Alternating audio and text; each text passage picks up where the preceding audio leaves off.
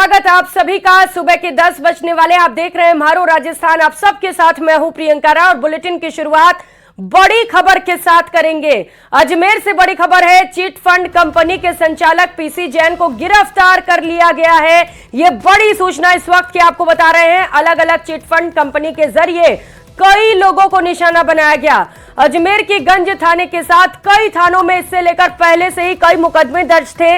दरगाह police उप अधीक्षक गौरी शंकर पूरे मामले की जांच कर रहे हैं। पुलिस ने आरोपी जैन को हैदराबाद से गिरफ्तार किया है। निवेश के नाम पर लोगों को जोड़ना और फिर चपत लगाने का काम करता था आरोपी। तस्वीरें सबसे पहले न्यूज 18 राजस्थान पर आपको दिखा रहा है, जहां पर आरोपी को गिरफ्तार कर लिया गया और पूरे मामले को लेकर लगातार अब पूछताछ भी की जाएगी। पुलिस उपाधीक्षक आरोपी पीसी जैन को लेकर जयपुर पहुंचे हैं। दफ्तर और अन्य कार्यालय में मामले को लेकर पूछताछ की जाएगी। तो एक लंबी फहरिस्त सवालों की है, क्योंकि कई लोगों को निशाना बनाया गया, कई लोगों के साथ ठगी की गई है। बड़ी खबर आपको बता रहे हैं, आरोपी को पुलिस जयपुर लेकर पहुंच चुकी है, जहां पर आरोपी से कड़ाई से पूछताछ की जाएगी। आपको बताते चले कि अजमेर की गंज थाने के साथ ही कई थानों में मुकदमे दर्ज थे।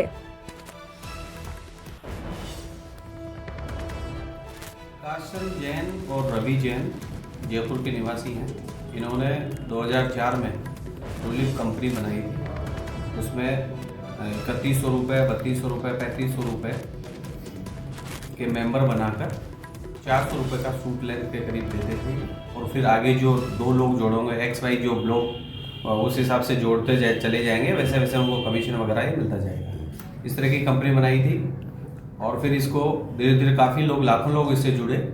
कुछ को पेमेंट दिया, कुछ को पेमेंट नहीं दिया। जो ऊपर इनके जो काफ़ी ऊपर लोग चले गए उस रीच में, उनको काफ़ी पैसा मिला, नीचे के लोगों का पैसा अटक गया।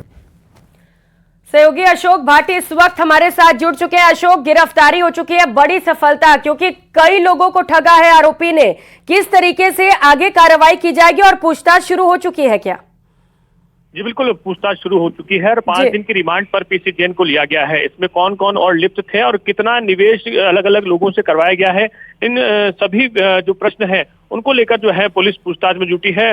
उपाधीक्षक गौरी शंकर से बातचीत अभी हम कर रहे थे, जब उन्होंने बताया कि आरोपी जो है अलग अलग फर्जी कंपनियां बनाकर लोगों को ठगता था। और उसके बाद इसने करीब 5 से 6 कंपनियां ऐसी बनाई हैं, जिसमें एक के बाद निवेश करवाता जाता था। करीब 5 से 10,000 जो लोग हैं वो अलग अलग कंपनियों में जुड़े हुए हैं और लाखों लोगों को जो है इसने चूना लगाया है। कंपनियां संचालित करके उसमें किसी से 5,000, किसी से 2,500, किसी से 3,200, ऐसे करके इसने करोड़ों रुपए अलग अलग कंपनियों में निवेश करवाया। और उसके बाद ये एक और जो है मुद्रा कंपनी के नाम से इसने डीजी मुद्रा के नाम से एक ऐप भी बनाया लेटेस्ट, उसमें जो है निवेश करवा रहा था। और उसकी जो शिकायत है गंज थाने में दर्ज की थी। इसके अलावा अजमेर के अलग अलग थानों में शिकायत दर्ज हुई थी और जयपुर के अलग अलग थानों में इसकी शिकायत दर्ज हुई। उसके बाद जो है आरोपी को इस मामले में पूछताछ के लिए गिरफ्तार किया गया है। 5 दिन की रिमांड पर लिया गया है। जयपुर पुलिस जो है इस मामले में पूछताछ करेगी। फिलहाल जो गंज थाना पुलिस और जो डिप्टी हैं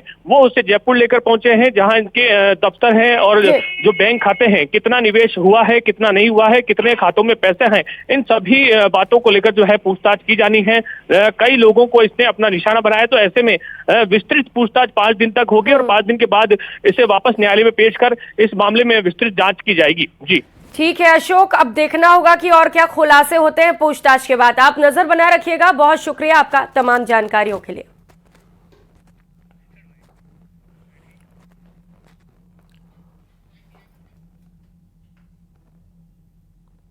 तो तस्वीरें आप देख पा रहे हैं, आरोपी को गिरफ्तार किया गया है और जैसा कि सहयोगी ने बताया कि पूछताछ भी शुरू कर दी गई है। और रुक करेंगे एक और बड़ी खबर का। जोधपुर से बड़ी खबर है, जहां पर आईटी ने शिकंजा कसा है। ये बड़ी सूचना इस वक्त की आपको बताते चले। वराह इंफ्रा ग्रुप पर इनकम टैक्स की रेड पड़ी है। जोधपुर और दिल्ली के कई अलग अलग 11 ठिकाने ऐसे बताए जा रहे हैं, जहां पर आईटी की स्पेशल टीम पहुंची हुई है और छापेमार कार्रवाई लगातार जारी है। दूसरे दिन भी आयकर विभाग के छापेमार कार्रवाई जारी है। छापेमारी में बड़ी मात्रा में कैश और दस्तावेज जब्त किए गए हैं। रेड में वराह इंफ्रा ग्रुप की भारी अनियमितताएं भी सामने आई हैं।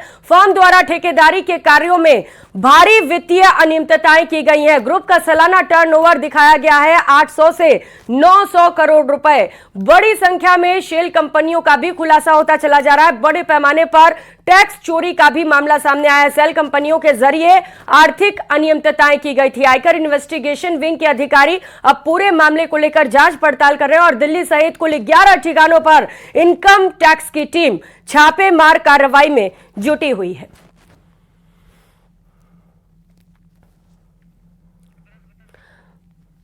तो आईटी की टीम अलग अलग जगहों पर दबिश देती हुई नजर आ रही है, जहां पर बताया जा रहा है कि जांच के दौरान बड़ी मात्रा में अनियमितताएं पाई गई हैं। सहयोगी चंद्रशेखर इस वक्त सीधे हमारे साथ जुड़ चुके हैं। चंद्रशेखर, क्या अपडेट कार्रवाई को लेकर, क्योंकि दूसरे दिन भी कार्रवाई जारी है, कुछ और खुलासे हुए हैं क्या? देखिए प्रियंका, बात करें तो कल सुबह जो कार्रवाई शुरू हुई थी, जो लगातार जारी है। करीब 29 घंटे से जो आयकर विभाग की टीम है वो लगातार जो सारे दस्तावेज खंगाल रही है। हालांकि आईटी विभाग की तरफ से कुछ भी खुलासा नहीं किया गया, लेकिन जो सूत्रों के हवाले जानकारी मिली है वो चौंकाने वाली है। जो इंफ्रास्ट्रक्चर से जुड़ी वराह इंफ्रा लिमिटेड कंपनी है, उसके करीब जो एक बड़ा आयकर चोरी का मामला सामने आता नजर आ रहा है। अगर बात करें तो इस कंपनी का सालाना टर्नओवर जो है 800 से 900 करोड़ रुपए बताया गया है। वहीं अगर बात करें तो करीब 11 ठिकानों पर जो है लगातार कार्रवाई चल रही है और बताया जा रहा है कि वराह जो इंफ्रा लिमिटेड है वो सेल कंपनियों के माध्यम से आयकर की चोरी करती थी। मैं अपने दर्शकों को जो सामान्य भाषा में बता देना चाहता हूं कि सेल कंपनियां वे कंपनियां होती है जो छद्म कंपनियां होती है, जिनका कोई अस्तित्व नहीं होता, वो कागजी कंपनियां होती है। हाँ। उनसे जो आपस में व्यवहार करके जो है आयकर विभाग को जो है बड़ा चूना लगाया गया, ऐसी जो है खबरें सामने आ रही है। और अगर बात करें तो मनी लॉन्ड्रिंग के लिए भी इस तरह की कंपनी को जो है उपयोग में लिया जाता है। अगर बात करें तो जो वराह इंफ्रा लिमिटेड है वो एक बड़ी जो है इंफ्रास्ट्रक्चर कंपनी है, जो कि भारतमाला प्रोजेक्ट सहित ऐसी जानकारी मिली है कि भारतमाला प्रोजेक्ट सहित कई प्रोजेक्ट में, बड़े प्रोजेक्ट में काम करती है। बड़े पुल बनाना, बड़े सड़कें बनाना इनका जो मुख्य व्यवसाय है। और अगर लगातार जो 28 घंटे से यहाँ पर 28 से 29 घंटे से यहाँ पर कार्रवाई जारी है और लगातार जो है दस्तावेजों को खंगाला जा रहा है और उसमें जो ऐसी जानकारी सामने आई है कि बहुत बड़ा जो आयकर चोरी किया गया है। हालांकि पूरी कार्रवाई होने के बाद ये स्पष्ट हो पाएगा कि कितना जो झोल यहाँ कंपनी की तरफ से किया गया है। लेकिन लगातार अगर बात करें तो आयकर विभाग की टीमें जो है दस्तावेज खंगाल रही है। जी प्रियंका। चंद्रशेखर, एक्शन मोड में है आयकर विभाग की टीम और दिल्ली से लेकर राजस्थान तक, जोधपुर से, जैसा कि आप तस्वीर भी दिखा रहे हैं, अलग अलग जगहों पर कुल 11 ठिकाने जहां पर दबिश दी जा रही है। बताइएगा जरा कितना हड़कंप मचा है और कब तक ये कार्रवाई जारी रह सकती है, क्योंकि बताया जा रहा है कि बड़ी मात्रा में अनियमितताएं मिल रही हैं। देखिए, मैं बता देना चाहता हूं कि आयकर विभाग की जो एक बड़ी टीम, काफी अधिकारी यहां पर इस घर में मौजूद है। लगातार इसके अंदर जो आप देख सकते हैं कि पिछले 29 घंटे से ये दरवाजा बंद है, किसी को बाहर नहीं आने दिया जा रहा है और सभी जो घर के अंदर मौजूद लोग हैं उनके मोबाइल स्विच ऑफ करा दिए गए हैं और लगातार प्रत्येक जो एक दस्तावेज को बारीकी से खंगाला जा रहा है ताकि जितनी भी नियमितता है सामने आ सकती है। और सबसे बड़ी बात करें तो जो कंपनी के मालिक है मपत सिंह राव, इसके अलावा जो प्रेम सिंह राव, उनके जो बच्चे दिल्ली में रह रहे हैं और ये भी बताया जा रहा है कि इनका एक ऑफिस दिल्ली में जो है मुख्यालय वहां पर स्थित है, वहां पर भी कार्रवाई है। इसके अलावा करीब 11 ठिकानों पर लगातार कार्रवाई को अंजाम दिया जा रहा है और माना जा रहा है कि बहुत बड़ी अनियमितता सामने आएगी। जो चौंकाने वाला आंकड़ा है वो भी सामने आ सकता है। जी प्रियंका। चंद्रशेखर, स्थानीय पुलिस को इसमें शामिल किया गया है क्या? क्योंकि इससे पहले खबर मिली थी कि वहां की पुलिस को भी नहीं बताया गया था। देखिए प्रियंका, अगर बात करें तो जब कार्रवाई शुरू हुई थी तो ये एक नया तरीका देखने को मिला कि जब आयकर विभाग की टीमें यहां पर आई थी तो जोधपुर पुलिस को यहां पर सूचित नहीं किया गया। जयपुर से पुलिस की दस्ते को यहां पर साथ में लाया गया था, जो कि आयकर विभाग की टीम के साथ था और लगातार यहां पर मौजूद भी है। अगर बात करें तो जो आयकर के अधिकारी है वो लगातार कार्रवाई को अंजाम दे रहे हैं और बताया जा रहा है कि सेल कंपनियों के माध्यम से जो है आयकर विभाग की चोरी की जाती है। मैं एक बार फिर से बता देता चाहता हूं कि सेल कंपनियां वे कंपनियां होती है जिनका कोई अस्तित्व नहीं होता, वो छद्म कंपनियां होती है, कागजी कंपनियां होती है, जिनसे व्यवहार करके जो है आयकर चोरी किया जाता है या फिर जो है मनी लॉन्ड्रिंग का काम भी जो है इस तरह की कंपनी। जैसे जैसे जांच आगे बढ़ती चली जाएगी कई और बड़े खुलासे भी होंगे। आप नजर बनाए रखिएगा। बहुत धन्यवाद फिलहाल आपका। और कर लेते हैं एक और बड़ी खबर का। सूत्रों के हवाले से यह खबर सामने आ रही है। एमबी अस्पताल से चोरी 13 माह की बच्ची मिल गई है। उदयपुर पुलिस को बड़ी सफलता मिली है। हालांकि ये सूत्रों के हवाले से खबर है, फिलहाल इसे लेकर कोई भी औपचारिक पुष्टि नहीं की गई है। पुलिस को बच्ची सुरक्षित हालत में मिली है, ये भी जानकारी है। पुलिस आज पूरे मामले पर खुलासा भी कर सकती है। बताते चले कि 3 दिन पहले एमबी अस्पताल में मां के साथ सो रही बच्ची को चोरी कर लिया गया था, जिसके बाद से कई बड़े सवाल भी खड़े हुए थे सुरक्षा को लेकर। एक महिला बच्ची को ले जाते हुए सीसीटीवी में कैद भी हुई थी, उसकी तस्वीरें भी नजर आई थी, जिसकी तस्वीरें हमने आपको एक्सक्लूसिवली टीवी पर दिखाई भी थी कि किस तरीके से अस्पताल में मां के साथ सो रही बच्ची को चोरी कर लिया जाता है, जिसके बाद से कई बड़े सवाल खड़े हुए। पुलिस लगातार बच्ची को ढूंढने में लगी हुई थी। यह बच्ची की तस्वीर इस वक्त आप देख पा रहे हैं। मासूम बच्ची को चोरी कर लिया गया था, लेकिन बड़ी राहत की खबर फिलहाल सूत्रों के हवाले से मिल रही है कि बच्ची को बरामद कर लिया गया है। तो क्या अव्यांश मिल गई है? पुलिस जल्द ही इस पूरे मामले पर खुलासा कर सकती है। यह बड़ी सूचना निकलकर सामने आ रही है कि जल्द ही पुलिस बड़ी खुशखबरी दे सकती है कि अव्यांश को बरामद कर लिया गया है। और राहत की खबर यह भी है कि बच्ची पूरी तरीके से सुरक्षित है, लेकिन सवाल वही खड़ा है कि आखिर किसने बच्ची चोरी की और इस चोरी के पीछे मंशा क्या रही होगी। ये वो मासूम बच्ची है जिसे उसकी मां लेकर अस्पताल में सो रही थी। 2 अलग अलग तस्वीरें, एक पहली तस्वीर मासूम बच्ची की आप देख पा रहे हैं, दूसरी तस्वीर वो सीसीटीवी फुटेज जहां पर चोर तस्वीरों में कैद हो गई थी। ये तस्वीर देखिए जहां पर बेखौफ होकर एक महिला बच्ची को चुराकर ले जाती हुई कैद हुई है। बताया जा रहा है किसी फुटेज के आधार पर पुलिस ने आरोपी महिला से बच्ची को दस्तयाब कर लिया है। हालांकि फिलहाल इसे लेकर कोई भी औपचारिक घोषणा नहीं की गई है और जब पुलिस पूरे मामले पर पटाक्षेप करेगी, खुलासा करेगी, तब पता चलेगा कि यह महिला आखिर कौन थी जिसने बच्ची को चोरी किया और इसके पीछे क्या वजह रही होगी। सहयोगी कमलेश हमारे साथ जुड़ चुके हैं। कमलेश, बच्ची मिल गई है क्या? जी देखिए, बिल्कुल ये भी अपडेट आया है बच्ची चोरी मामले में कि उदयपुर पुलिस को बड़ी सफलता हाथ लगी है कि सूत्रों के हवाले से हमें खबर मिल रही है कि जो बच्ची चोरी हुई थी एमबी हॉस्पिटल से, वो मिल चुकी है पुलिस को और पुलिस इस मामले में आज खुलासा कर सकती है। उसके बाद ही पता चल पाएगा कि इस बच्ची को चोरी किन वजह से किया गया, कौन महिला थी और कहाँ ले गई, उसके बाद तो उसने उसके साथ क्या किया। लेकिन जब बच्ची जब चोरी हुई थी एमबी हॉस्पिटल में, तो उसकी माँ अपने भाई जो भर्ती था उससे मिलने आई थी। उस दिन रात को हॉस्पिटल में माता पिता के साथ बच्ची सो रही थी।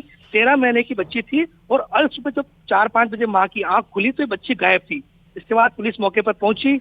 हॉस्पिटल के सीसीटीवी फुटेज कंगाल है, उस फुटेज में भी एक महिला बच्ची को लेते जाते हुए नजर आई। उसके बाद पुलिस कड़ी से कड़ी जोड़ती गई और एक वीडियो और उसके बाद और आया जब 7:30 बजे महिला सुकड़ा सर्कल से फतेहपुरा की ओर जा रही थी। पुलिस इस रूट को आगे चलती गई और उसके बाद जो है कि आज हमें सूचना मिली है कि सूत्रों के हवाले से बच्ची सुरक्षित मिल गई है और पुलिस जो है कि आज इसका खुलासा भी पूरी तरह से करेगी। जी बिल्कुल कमलेश, अगर बच्ची मिल गई है तो ये बड़ी राहत की बात परिजनों के लिए भी, लेकिन 13 माह की मासूम बच्ची को क्यों चुराया गया, ये सवाल अभी भी बरकरार है।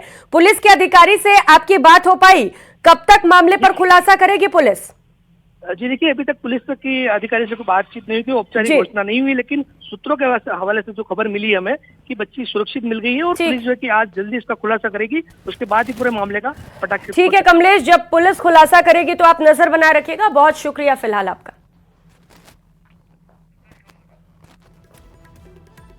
तो बड़ी सूचना निकलकर सामने आ रही है सूत्रों के हवाले से, जैसा कि सहयोगी भी हमारे बता रहे थे कि सुबह ये खबर पहुंची कि बच्ची को दस्तयाब कर लिया गया है, बच्ची को पुलिस ने बरामद कर लिया है। लेकिन फिलहाल ये सवाल अभी भी बरकरार है कि बच्ची को चोरी आखिर क्यों किया गया। ये महिला जिसकी तस्वीरें आप देख पा रहे हैं, ये महिला आखिर कौन है और बच्ची के साथ इतने दिनों तक क्या किया गया। 3 दिनों के बाद बच्ची को बरामद किया गया है। तो ये तमाम बड़े सवाल जिस पर जल्द ही जवाब मिलेंगे। और खबरों में आगे बढ़ेंगे। खैरथल तिजारा जिले के किशनगढ़ बास में बीफ की मंडी लगने के मामले में किशनगढ़ बास पुलिस ने 9 आरोपियों को गिरफ्तार किया। पुलिस ने सभी 22 नामजद आरोपियों को गिरफ्तार कर लिया है। कई आरोपियों पर कई मामले दर्ज हैं जो फरार चल रहे थे। किशनगढ़ बास डीएसपी सुरेश कड़ी ने इस पूरे घटनाक्रम को लेकर जानकारी दी है। तो सुरेश कुड़ी ने बताया है कि कई इसमें आरोपी ऐसे हैं जिनके खिलाफ कई मामले पहले से दर्ज हैं और ये आरोपी लंबे वक्त से फरार चल रहे थे।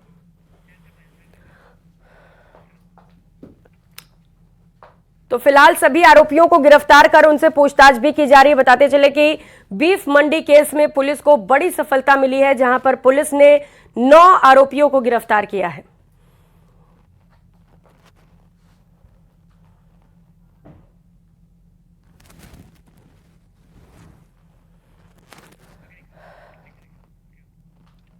और अब खबर जयपुर के आमेर इलाके से है, जहां कल देर रात नई माता मंदिर के पास दिल्ली बाईपास रोड पर हादसा हो गया। तेज रफ्तार कार बेकाबू होकर पलट गई, जिसमें कार में सवार युवक के शरीर में लोहे का एंगल घुसकर आर पार हो गया। सड़क हादसे की सूचना मिलने पर आमेर थाना पुलिस मौके पर पहुंची। तस्वीरें आपको दिखा रहे हैं किस तरीके से रेस्क्यू ऑपरेशन को पूरा किया गया, क्योंकि जो लोहे का एंगल था वो युवक के आर पार हो चुका था। ऐसे में इसे निकालना भी बड़ा ही मुश्किल रहा। सिविल डिफेंस की रेस्क्यू टीम मौके पर पहुंची और उसकी ओर से रेस्क्यू किया गया। रेस्क्यू टीम ने ग्राइंडर और कटर की सहायता से लोहे का एंगल काटा। कार में फंसे युवक की जान बचाकर उसे अस्पताल पहुंचाया गया।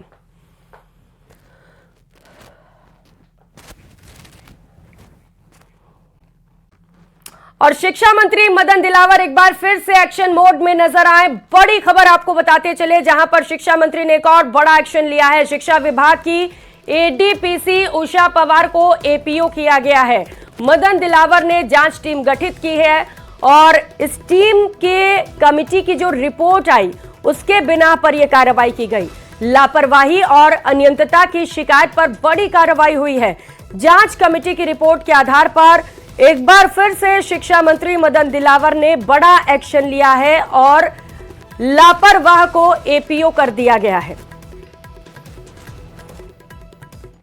और झुंझुनू के नवलगढ़ से बड़ी खबर सामने आ रही है, जहां पर बीजेपी के मंडल अध्यक्ष से मारपीट की सूचना मिल रही है। शब्द प्रकाश बियान बीजेपी नवलगढ़ मंडल के अध्यक्ष हैं, जिनके साथ मारपीट की गई। सीएम के दौरे की तैयारी में शब्द प्रकाश बियान लगे हुए थे। पोदार गेट के पास बीजेपी नेता से मारपीट की गई। 3 युवकों ने बीजेपी नेता से मारपीट की है। बताया जा रहा है कि काले रंग की स्कॉर्पियो, तस्वीर आप देख पा रहे हैं, ब्लैक कलर की स्कॉर्पियो जिससे बदमाश पहुंचे, गाड़ी साइड में लेने की बात को लेकर मारपीट की गई। बीजेपी जिलाध्यक्ष गाड़ी में थे और इसी दौरान उनके साथ 3 बदमाशों ने मारपीट की। हालांकि अब इसे लेकर मामला दर्ज कर लिया गया है और पुलिस ने बदमाशों की तलाश भी शुरू कर दी है।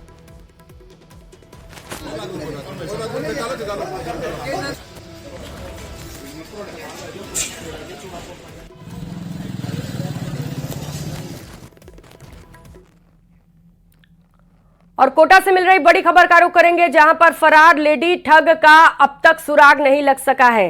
4 करोड़ 67 लाख की ठगी के मामले में लगातार तलाश जारी है। पुलिस हिरासत से फरार लेडी ठग का अब तक कोई सुराग नहीं लग सका। महिला ठग सोनिया के नेपाल भाग जाने की भी आशंका जताई जा रही है। हाई प्रोफाइल लोगों को ये टारगेट किया करती थी। लेडी ठग की आखिरी लोकेशन गोरखपुर में पाई गई है। 8 दिन पहले आपको बताते चले कि कोटा स्टेशन से पुलिस हिरासत से ये महिला, जिसे ठग बताया जा रहा है, वो फरार हो गई। 2 राज्यों की पुलिस मामले की जांच में जुटी है।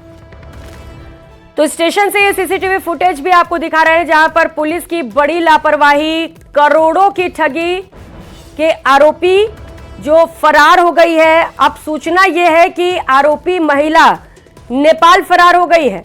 आखिरी लोकेशन गोरखपुर में पाया गया और इसके बाद महिला का लोकेशन ट्रेस नहीं किया जा सका है और अब तक महिला फरार है। सहयोगी ओम प्रकाश हमारे साथ जुड़ चुके हैं। ओम प्रकाश, कहां चली गई महिला पुलिस के हाथ से निकलकर और अब तक पुलिस पता क्यों नहीं लगा पा रही है? देखिए, राजस्थान और महाराष्ट्र की पुलिस, 2 राज्यों की पुलिस लगातार जो है संभावित ठिकानों पर दबिश देने का दावा कर रही है, लेकिन तमाम प्रयासों के बावजूद फिलहाल जो महिला ठग है उनका कोई सुराग हाथ नहीं लग पाया।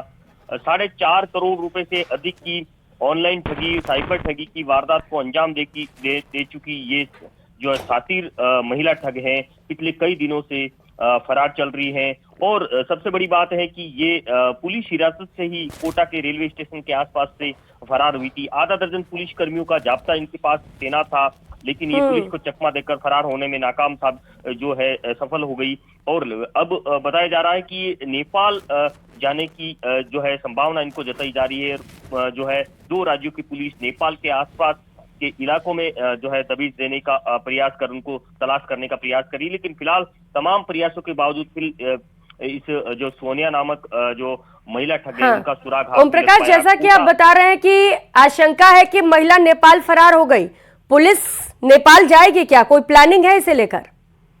देखिए, फिलहाल पुलिस के बड़े अधिकारी इस मामले में बोलने से में हिचकिचा रहे हैं। पुलिस चुप्पी साध रखी, क्योंकि पुलिस की कार्यप्रणाली पर कई बड़े सवाल खड़े हो रहे हैं। पहले तो पुलिस हिरासत से ये फरार हुई, सीसीटीवी फुटेज सामने है, कई घंटों तक पुलिस सोती रही और यहाँ से बेखौफ होकर ये न केवल फरार हुई बल्कि बिल्कुल ओम प्रकाश, जिस तरीके से ये तस्वीर हम देख पा रहे हैं, पुलिस वहां पर मौजूद थी फिर भी महिला फरार हो गई, ऐसे में कई बड़े सवाल भी खड़े होते हैं। आप नजर बनाए रखिएगा, देखना है कब तक गिरफ्तारी करती है पुलिस। बहुत शुक्रिया आपका। और कोटा जिले के सुल्तानपुर क्षेत्र का दिगोद कस्बा आज बंद है। कोटसुआ गांव में हनुमानगढ़ी मंदिर से जुड़े मामले को लेकर सर्व हिंदू समाज, कोटसुआ हनुमानगढ़ी संघर्ष समिति, विहिप बजरंग दल और सर्व हिंदू समाज के कार्यकर्ता शांतिपूर्ण बंद करवा रहे हैं।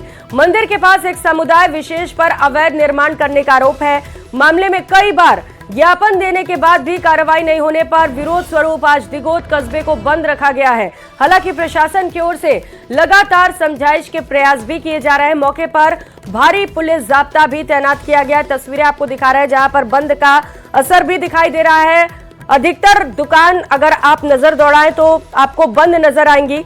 हालांकि आसपास के लोगों को इससे थोड़ी दिक्कतें भी हो रही हैं, क्योंकि बाजार बंद है तो जरूरत की चीजें नहीं मिल पा रही हैं। और पुलिस की ओर से भी सभी तैयारियां कर ली गई हैं। पूरे इलाके में आप अगर देखें तो पुलिस का भारी जाब्ता भी तैनात किया गया है, जिससे कि स्थिति खराब ना होने पाए।